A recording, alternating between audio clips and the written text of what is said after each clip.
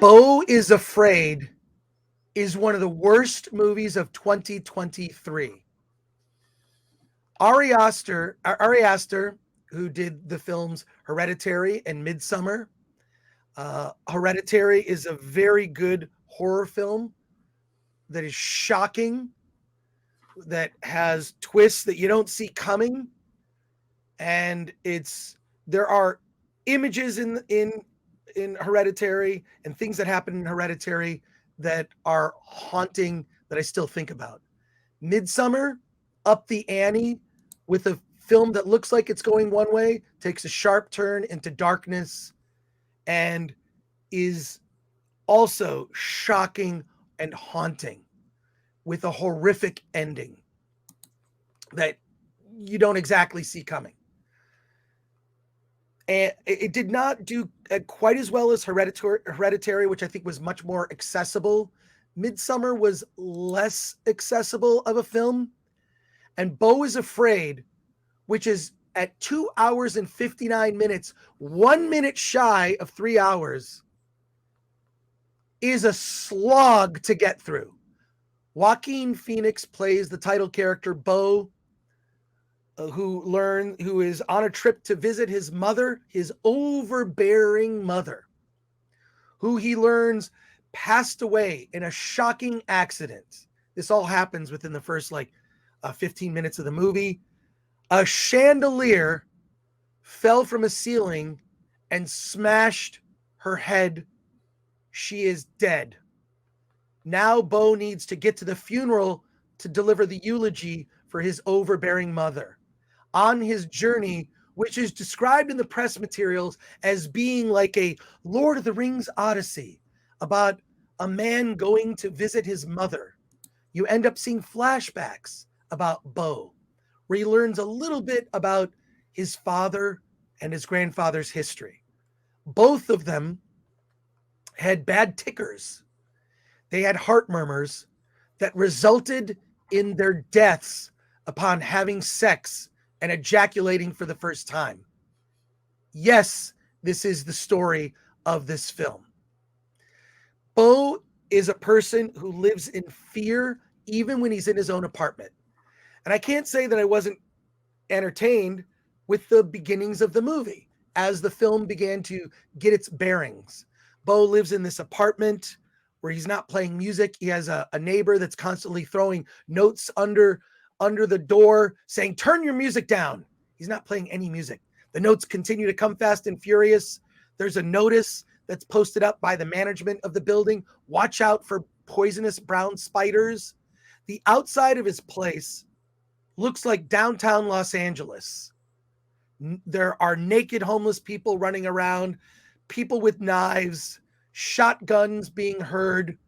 Just running across the street to get a bottle of water is a challenge for Beau, who is on prescription medication. It seems like everyone in this movie is on prescription medication. There might be a thread there.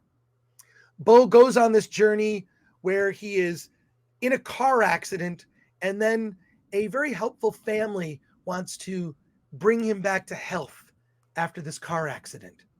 And the movie diverts for more than 40 minutes with stuff that happens that has nothing to do with the main plot of the movie. My biggest beef with this film is the slog pace at which it goes. This film could have been cut down under 2 hours, and you wouldn't have actually gotten rid of any scenes. You just could have made everything tighter. You know, as things roll out with more and more flashbacks about what is ailing Beau and a big twist at the end of the film, there's a shocking scene. And I should say, I'm going to give a little bit of a spoiler here about the end of the movie. So if you want to dip out, I'm only going to talk about it for about 1 minute. Dip out and come back. It's a quick spoiler. I'm going to give you a count. 3, 2, 1. Ari Aster is obsessed with attics. It played a part in Hereditary. It plays a part in this film. What's in the attic? Well, Beau goes up in the attic, and what does he find? A giant monster penis with testicles. I'm not making this up. It is a cartoonish penis that is about 8 feet tall with huge ball sacks, and this sort of mushroomy penis with a face and teeth. And this is the monster in the attic, is a giant penis that Beau must confront. Now, I'm sure some pretentious, elitist, whatever, snooty academia people are going to read, well, the giant penis represents probably his penis and his anxiety about having sex. Parker Posey plays the adult version of a young girl that he was obsessed with when he was a kid. And he's very nervous about meeting her again. And that all plays out in a way that you can totally see coming. End of spoilers. It's ridiculous. It's laughable. A lot of the crowd, and it was a packed audience, by the way, packed audience that saw this movie, and people were laughing inappropriately throughout the movie. I'm not going to say there aren't any like good, weird laughs, but the film as a whole is like, what the hell did I just witness? This is the kind of movie a director would make late in their career, like a Spielberg, when you're like, you know what? I have the clout now to make a movie. I'm going to remake, not only am I going to remake West Side Story, I'm not putting in subtitles for people that don't speak Spanish. I'm not going to put in the subtitles. Forget it. You have to understand it in context. But this early in Ari Aster's career, I'm shocked that A24 allowed him to make this movie. It's huge budget. It reminded me of like a Fellini movie in the sense of it's a character kind of,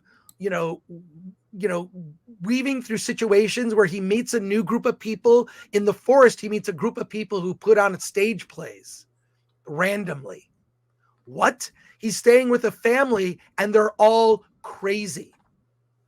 Their daughter is pissed off that Beau is in her room. Like, it's just crazy. It reminded me also of a film, almost no one is going to remember this. It's a series of movies directed by British director, a filmmaker named Lindsay Anderson. He made a trilogy of movies called If, Oh Lucky Man, and it concluded with Britannia Hospital. It kind of reminded me of Oh Lucky Man, which is also that Fellini type. It stars Malcolm McDowell. Look up this trilogy. It's sort of loosely a trilogy, but Malcolm McDowell is the lead in these 3 films. In Oh Lucky Man, he's just sort of traversing life and running into different groups of people, and he's sort of the odd man out. And Beau is that character. This is awful. It's insulting to the audience. And there are A24 apologists. And A24, I think, has missed the mark this year with a lot of the movies. I've seen some trailers for some upcoming A24 movies. I don't know. I feel like they're maybe filled with hubris about, like, well, it's A24. Of course, people expect stuff to be weird. There is such a thing as good weird, right? David Lynch, when you look at the original Eraserhead, okay, as much as it's like a fever dream, it does connect, right? It's about Henry's paranoia about their infant child and being locked in this apartment with this infant child, and everything kind of relates to that. But oh my God, Beau is Afraid. I hated this film. I hated it. And you're going to see, go to Rotten Tomatoes, you're going to see the critics are going to love it. I cannot wait until the audience reviews come out. They're going to be low. Stay away from Beau is Afraid. Alan, you did not see it. I did not see it. And I don't think you should. I don't think you should. Yeah, go see Mafia Mama instead. Sure.